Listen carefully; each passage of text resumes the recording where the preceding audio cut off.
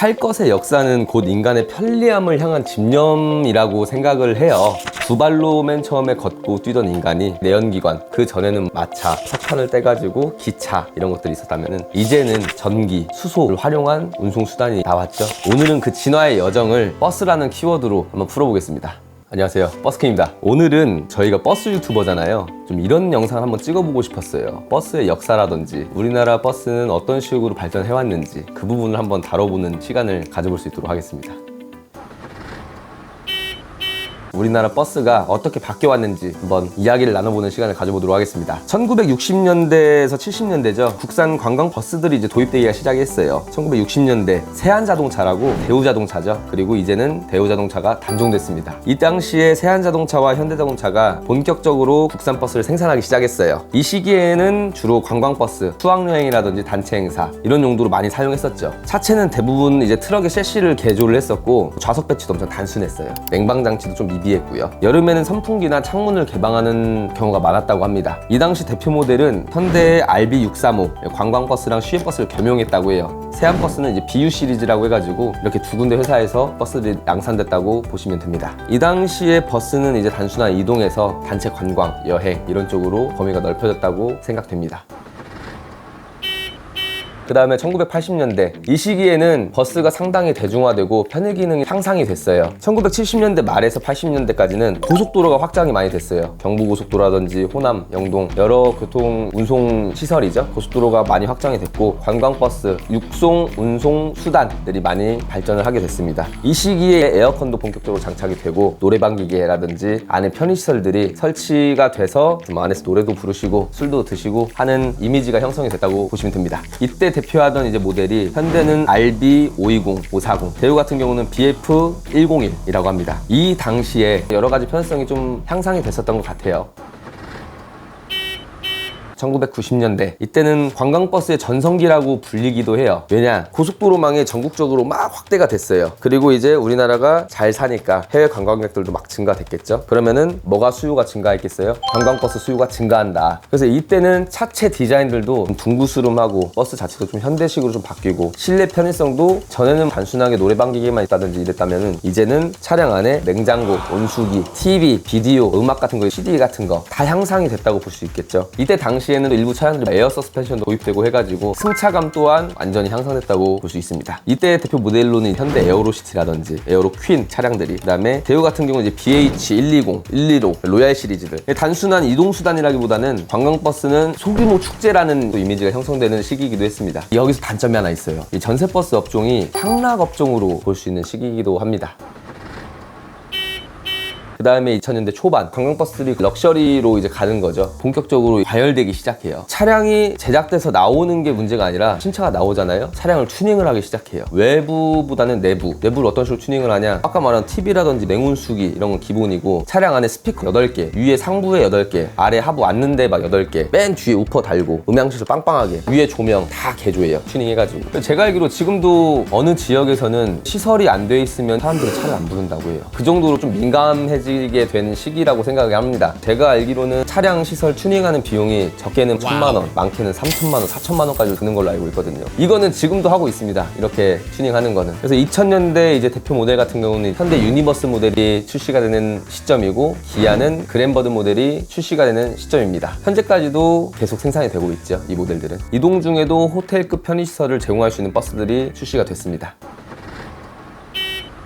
2010년대로 넘어오면은 사람들이 단순하게 이제 안에 시설 뭐 이런 게 중요한 게 아니라 전 세계에서 이제 규제가 시작돼요. 어떤 규제냐? 이산화탄소. 그래서 엔진이 친환경 엔진이라고 하죠. 유로6로 바뀌기 시작합니다. 그러면서 요소수도 집어넣어야 되고, 일반 승용차 같은 경우에는 요소수를 한 번 넣으면 보통 뭐 6개월에서 1년, 많게는 그 이상도 한 번 넣으면은 따로 충전 안 하잖아요. 버스나 이제 화물차 같은 경우는 한 일주일에 한 번, 진짜 많이 타면 뭐 3일에 한 번 요소수를 충전을 합니다. 그렇기 때문에 2010년대는 이제 친환경도 생각해야 되고 스마트 기능도 많이 생겼어요. 차량 안에 와이파이 설치. 아시는 분들도 아시겠지만은 버스들이 이제 와이파이도 됩니다. 인터넷도 할 수가 있고 좌석마다 USB 포트도 이제 다 설치가 돼 있어요. 휴대폰이나 충전해야 될 부분에 이제 꽂으면은 바로 충전도 되는. 그래서 개인적으로는 좀 요즘에 또 젊은 층 분들도 승용차를 이용해서 어디 여행 가시는 것보다는 버스 타시고 가까운 근교라든지 아니 먼데 그래서 전주에서 뭐 서울에도 2시간만 3시간 걸리는데 버스 타고 가시면은 그 가는 시간 동안 또 체력도 충전할 수 있잖아요. 젊은 분들도 버스를 좀 이용하셔가지고 여행 한번 다녀보시는 것도 좋을 것 같습니다. 이건 사담입니다. 지금 요즘에 이제 2010년, 이제 2020년대는 안전장치들이 또 심지어 강화가 됐어요. 차선 이탈 경고장치, 차선이 나가면은 삐삐삐 이제 차에서 울려주고, 비상제동장치, 차가 갑자기 붙는다 하면은 급제동 해주는 이제 안전 시스템들이 좀 많이 강화가 됐죠. 우리 관광객들 입장에서는 장거리 여행이 이제 힘들지 않다라는 인식이 좀 확산됐다라고 생각을 하는데, 그러니까 버스를 좀 많이 이용해주시면 감사하겠습니다. 2020년대 지금 전국으로 봤을 때 2020년식 이후 버스들이 많기도 해요. 근데 아직도 2010년대 버스들도 많이 돌아다닙니다. 왜냐? 우리나라는 버스들이 사용 연령이라고 하죠. 코로나 때 운행을 많이 못했으니까 지원이라고 하죠. 이 부분을 좀 연장을 해줬어요. 차량 사용 기간을 10년 내지 뭐 11년 정도 생각하시면 되는데, 2010년대에 출고된 차량들이 죽지 않은 차량들도 많기 때문에 아직 그 차량들 돌아다닙니다. 지금은 어떤 차량들이 돌아다니냐? 전기버스, 수소버스, 이제 이런 차량들이 많이 돌아다닙니다. 솔직히 저는 제가 관광버스 업계에 있잖아요. 전기버스라든지 수소버스는 적합하지 않습니다. 운행을 함에 있어서. 왜냐? 저희는 보통 장거리로 이동을 많이 하는데 전기버스랑 수소버스는 아직 장거리로 이용하기에는 쉽지가 않아요. 충전하면은 뭐 200km, 400km 정도밖에 못하기 때문에 지금까지는 시내버스, 광역버스 위주로 제가 운용이 되는 걸로 알고 있습니다. 일반 관광회사에서는 관공서, 학교, 통학버스, 통근버스 아니면은 웬만하면은 지금 출고를 하지 않는 걸로 알고 있어요. 그래서 이 부분은 시간이 감에 있어서 조금 더 보완이 되고 개선이 되면은 경유차들이 많이 좀 사라지고 친환경 버스들, 전기차라든지 수소차가 많이 보일 거로 예상이 됩니다. 전기버스랑 수소버스의 장점, 정숙하죠. 일부러 차가 지나가는 걸 알리기 위해서 약간의 소음을 넣는 걸로 알고 있어요. 전기버스도 마찬가지입니다. 소음도 없고 진동도 거의 없는 걸로 알고 있습니다. 친환경이기도 하고요. 앞으로 이제 풀어나가야 될 숙제지 않나 라는 생각이 듭니다. 공항 라운지처럼 와이파이라든지 대형 모니터, 냉장 온열, 충전 기능까지 다 돼 있으니까요. 발달할 건 없을 것 같아요. 만약에 발달된다고 하면은 시내버스는 나왔죠. 지금 기사님이 직접 운전하는 게 아니라 AI, 자동으로 자율주행하는 거. 이 안에서 관리자만 운전석에 타 있고 차량에 자율주행하는, 그렇게까지 나오면은 시간이 많이 걸릴 것 같긴 해요. 가까운 미래에 자율주행 버스가 나온다 하면 승무원들 같은 경우는 운전보다는 이제 차량 내부의 안전이라든지 가이드라든지 앞으로 여행할 루트라든지 여행 매니저 역할이겠죠. 어떻게 보면 운전이라는 전문직보다는 서비스나 이런 부분에 특화된 전문직으로 좀 갈 방향성이 높다고 생각을 해요. 단순하게 트럭을 개조해서 사람들이 탈 수 있게끔 만든 버스에서 전기, 수소 기반의 하이테크 이동식 라운지가 된 버스가 됐습니다. 많은 변화가 있었다고 전 생각을 해요. 단순하게 이제 기술의 발전이 아니라 사람들이 더 편하고 더 즐겁고 더 안전하게 여행하고 싶다는 결과이자 산물이지 않을까 싶습니다. 앞으로 관광버스, 시내버스를 비롯해서 다양한 버스들이 어떤 모습으로 우리 곁에 있을까요? 이 여정, 저희 버스킹과 함께 해보시면 좋을 것 같습니다. 지금까지 버스킹이었습니다.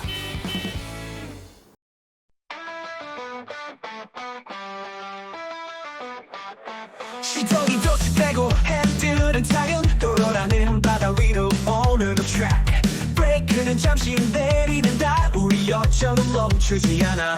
정거판의 깃발처럼 뜨는 이름 버스킹, 우리만의 한 해가 시작돼. 정류장에서 동료들은 보물, 새로운 만남이 또 하나의 꿈이 돼. 하루 같은 광지터를 넘어 하루 같은 노선을 따라 추억이란 보물을 찾아 나서 우리만의 이야기 지금 시작돼.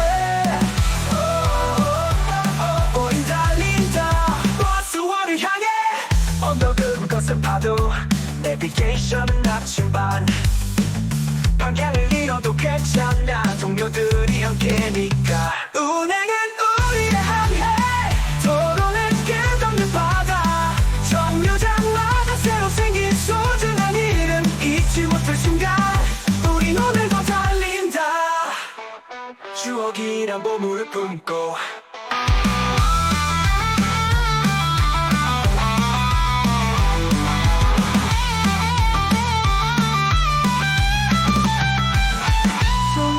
소중한 보물을 품고.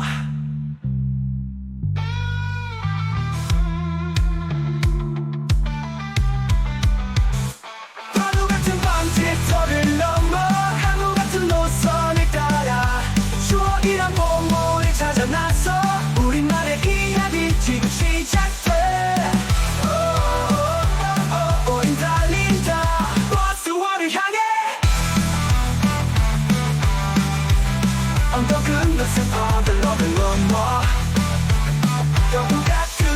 Sunroof